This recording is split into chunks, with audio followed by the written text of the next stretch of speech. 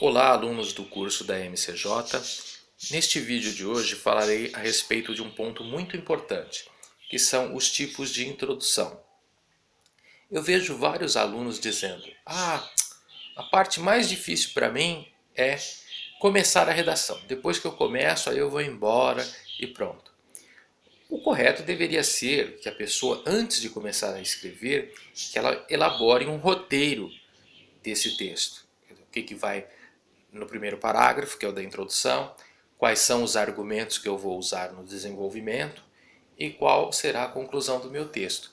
Quando a gente elabora e planeja o texto antes de pegar na caneta, fica muito mais fácil do que tentar ali já começar a escrever e esperar que as ideias surjam. Agora, um ponto muito importante sobre os tipos de introdução, aliás, sobre introdução, é que não existe um modelo único. O ato de escrever é um processo de criação. Então, a pessoa pode coordenar essa forma de escrever de várias maneiras. A única regra que é exigida é que no primeiro parágrafo, ou seja, na introdução, fique claro o tema. Você não pode dar uma volta enorme e aí no segundo parágrafo você entrar no tema. Por exemplo, você vai falar sobre a questão do trânsito nas grandes cidades. Aí você faz uma exposição no primeiro parágrafo de que as cidades estão superlotadas porque nas últimas décadas houve uma grande migração de pessoas das pequenas cidades que vieram do campo para as capitais. Então você explica tudo isso, mas você não entra no tema central, ou seja, a questão do trânsito. Aí a sua redação perderá muitos pontos. Então tenha em mente isto. No primeiro parágrafo, eu obrigatoriamente terei que fazer a exposição do assunto, ou seja, do tema. Agora, como eu vou fazer esta apresentação, como eu vou coordenar a minha introdução, aí existem várias maneiras e eu coloquei alguns exemplos no material que eu enviei para vocês. Então, apertem o pause e abram aquele material e coloquem na parte tipos de introdução. Quando vocês acharem, aí vocês retomam aqui e soltam o pause.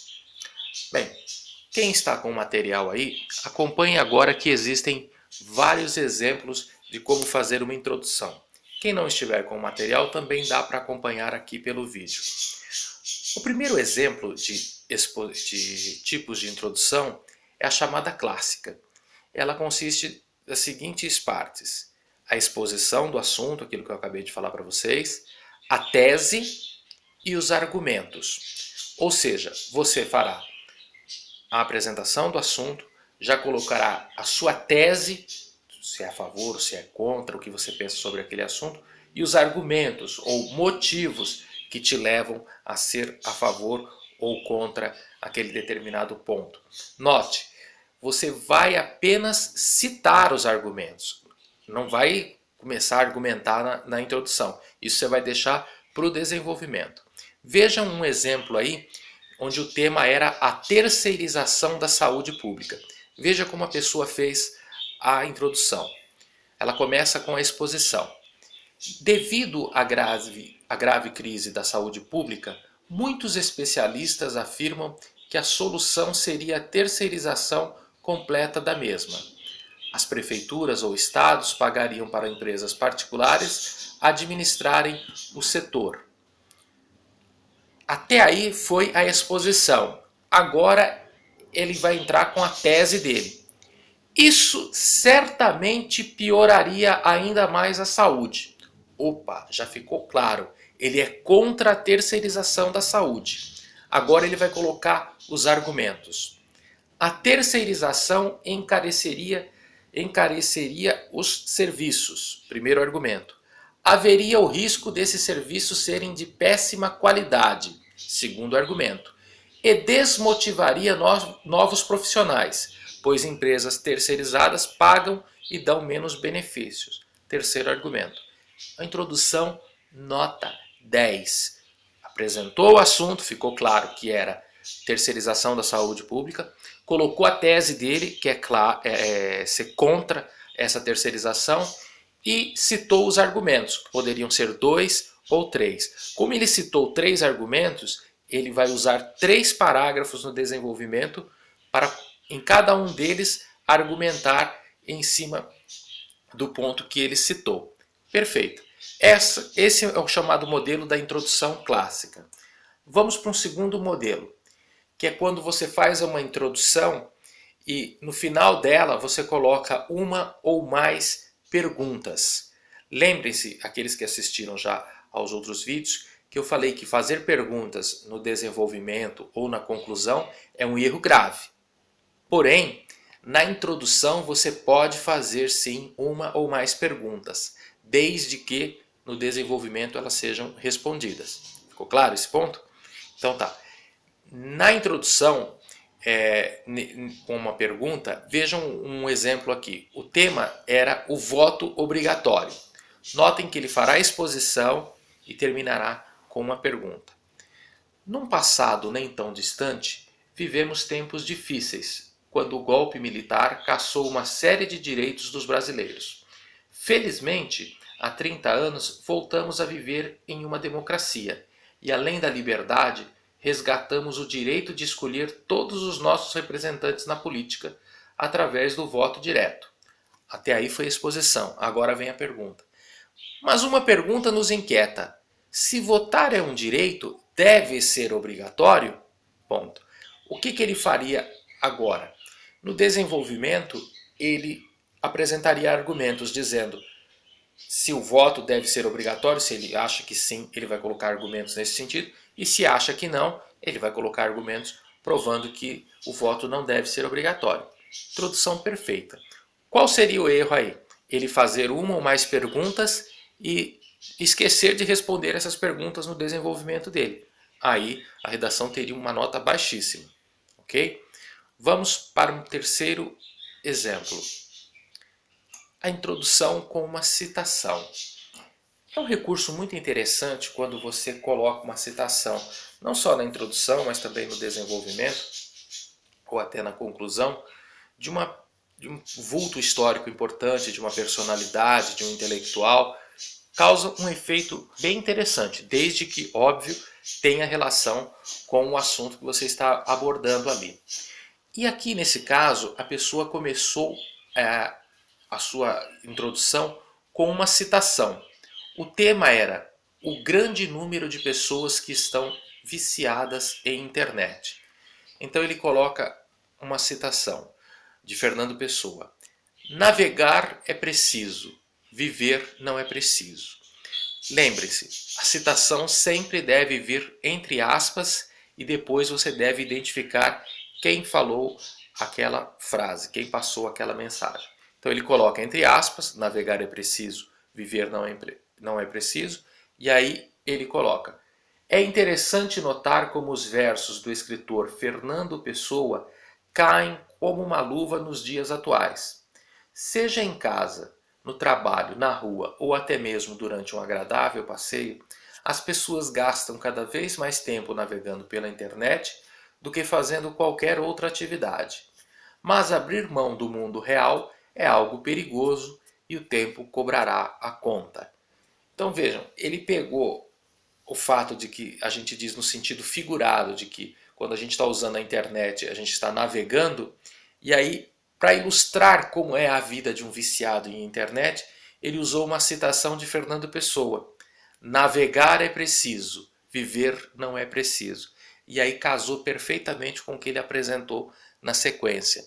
Ou seja, para uma pessoa viciada em internet, o que é preciso para ela é só ficar ali navegando e acaba esquecendo de viver. Perfeita a introdução. Então a citação, quando ela casa perfeitamente com o assunto que você colocará a seguir, ela vai fazer com que você obtenha uma boa avaliação do corretor. Ok? Outro exemplo. Expondo o ponto de vista contrário com o objetivo de combatê-lo. Este tipo de introdução eu aconselho mais a quem já está bem craque em fazer redação, quem já tem uma prática, quem escreve com uma fluência muito grande. Então você pode, dependendo do tema que cai ali, até fazer isso. Os advogados costumam fazer muito isso nos tribunais. O que consiste? esse tipo de tema, esse modelo. Você é a favor de um determinado ponto de vista. Só que ao invés de você colocar os seus argumentos, ou seja, os seus motivos, você vai pegar os argumentos ou motivos de quem pensa diferente de você, vai colocar na sua introdução para destruí-los no desenvolvimento. Não para, claro que você não vai pegar para defender aqueles argumentos, mas sim para destruí-los. E foi isso que uma pessoa fez quando o tema era a pena de morte no Brasil. Ela era contrária à pena de morte. Só que ao invés dela citar os argumentos pelos quais levam ela a ser contra a pena de morte, ela pegou os argumentos de quem é a favor e aí os destruiu. Notem como que ela fez a introdução. Toda vez que um crime bárbaro ocorre no Brasil, formadores de opinião sensacionalistas começam a bradar pedindo a pena de morte.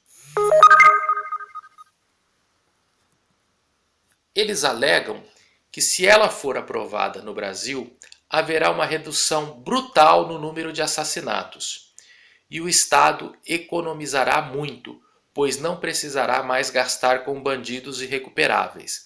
Mas esses argumentos são falsos e podem ser desmentidos facilmente. Então notem, retomando, ela começa fazendo uma exposição do problema da violência no Brasil e que os formadores de opinião, toda vez que ocorre um crime desse, começam a atiçar a população pedindo a pena de morte. E aí ela cita os argumentos deles. Vejam, primeiro argumento.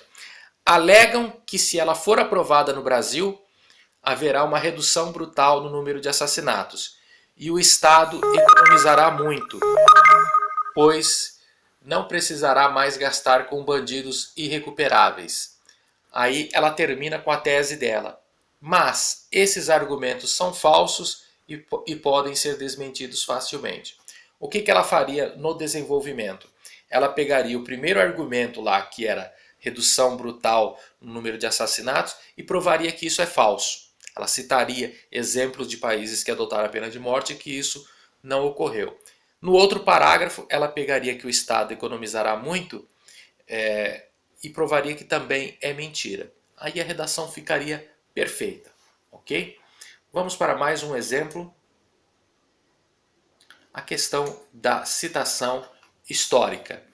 Nesse tipo de introdução, o objetivo é que você trace um panorama histórico entre épocas distintas, para que você possa analisar as diferenças ou semelhanças entre algo que ocorreu numa época e entre algo que ocorreu em outra época ou no presente. Vejam, o tema era a decadência do futebol brasileiro. A pessoa começa novamente fazendo a exposição do assunto. Ganhando ou perdendo campeonatos, o futebol brasileiro sempre foi sinônimo de excelência. Seleções incríveis, muitos craques, gols maravilhosos sempre fizeram parte de nossa história nesse esporte. Porém, nos últimos anos, temos visto uma queda brutal na qualidade técnica de nossos jogadores e da seleção. Antes éramos protagonistas no futebol mundial, hoje somos coadjuvantes e ainda corremos o risco de nos tornarmos meros figurantes. Veja, ela fez uma comparação entre o passado de um determinado assunto, que no caso era o futebol brasileiro, e o presente. Passado glorioso e um presente não tão bom. Agora, no desenvolvimento, ela obrigatoriamente terá que explicar, terá que argumentar por que o futebol no atual momento está ruim. Perfeita a introdução também. Outro exemplo, estatística, que é quando você coloca para reforçar o teu ponto de vista números ou percentuais. Um exemplo, o tema aqui era acidentes de trânsito no Brasil. Veja, o Brasil é o campeão mundial de acidentes de trânsito. Todos os anos, mais de 50 mil pessoas morrem nas ruas e estradas do país. Nenhuma guerra no mundo consegue bater esse número. Entretanto, nossas autoridades seguem omissas, sem criar leis mais duras ou, ao menos, fazer cumprir as que existem. Vejam, ele citou um número para reforçar como esse trânsito é violento: 50 mil mortes por ano. Qual que é o risco deste tipo de introdução quando você trabalha com números? É o de você citar um número sem ter certeza absoluta. Então só cite um número se ele estiver lá nos textos de apoio, que vem junto com o tema, vem alguns textos de apoio. Aí você pode pegar aqueles números, aqueles dados percentuais. Ou se você tiver certeza absoluta. Caso contrário, não coloque o número. Certa vez eu peguei uma aluna que disse que em São Paulo, a cada final de semana, morriam 50 mil pessoas assassinadas. Eu falei, puxa, até o final do ano, São Paulo não vai ter mais ninguém, né? Então, esse é o grande problema. Você quer, às vezes, para reforçar o teu ponto de vista, citar um número, citar um dado percentual, mas aí acaba chutando. Então, nesse caso, a nota que você vai ter será baixa, porque você perderá pontos por estar contando uma informação falsa. Então, só trabalhe com números quando tiver certeza absoluta deles. Outro exemplo é a introdução que faz uma contestação. O que quer dizer isso? Ela contesta uma ideia ou uma citação conhecida, ou seja, de uma personalidade, de um vulto histórico e tal. Veja aqui o exemplo. O tema era a crise hídrica em São Paulo. Então ele começa novamente com a exposição. Quando o assunto é falta d'água, logo vem aquela frase: a culpa é do povo que desperdiça demais. Botam todo o peso do problema nas nossas costas, mas poucos sabem que apenas 8% do total é consumido pela população. Já a agricultura gasta 70% e a indústria 22%. Temos que economizar sim, mas é preciso que os setores que mais consomem parem de desperdiçar um bem tão precioso. Então veja, a questão da crise hídrica foi muito comentada aí no ano passado, né? São Paulo viveu um problema gravíssimo, outros estados também. Então virou meio que clichê todo mundo pegar a frase, e inclusive era interessante para os governantes, né? Jogar a culpa no povo. Ah, o povo lava água, desculpa. Ele lava as calçadas, gasta muita água, gasta um tempo enorme lavando o quintal e a culpa é dele. Mas na verdade, os dados mostram aí os percentuais que a população é a que menos consome água. São outros setores que acabam consumindo muito mais. Esse tipo de introdução também usou o modelo que eu acabei de explicar, o modelo anterior, que é o da estatística, ou seja, ela citou dados percentuais para reforçar o ponto de vista dela. Usou a contestação e também os dados percentuais. Agora, para isso, ela tinha certeza desses dados.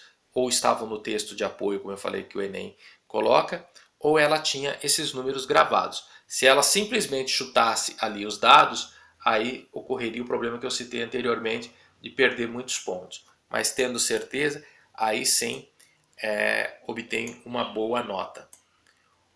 Outro modelo, o da comparação, que consiste em você fazer uma comparação entre uma situação e outra, também demonstrando as diferenças e semelhanças. É muito parecida com a histórica, mas não tem aí necessariamente um fato histórico. É simplesmente um ato de comparar uma situação com outra. Então vejam, o tema era a qualidade das escolas públicas no Brasil. A situação da qualidade das escolas públicas é profundamente desanimadora. Enquanto em vários países da Europa o estudante adquire um vasto aprendizado nas mais diferentes áreas, no Brasil muitos chegam ao ensino médio com graves dificuldades para entender um simples texto ou realizar as 4 operações matemáticas. A culpa desse absurdo não é dos alunos ou dos professores, mas sim de um sistema perverso imposto pelos governantes que impossibilita um melhor aprendizado e empurra o estudante de qualquer forma para a série seguinte. Perfeito.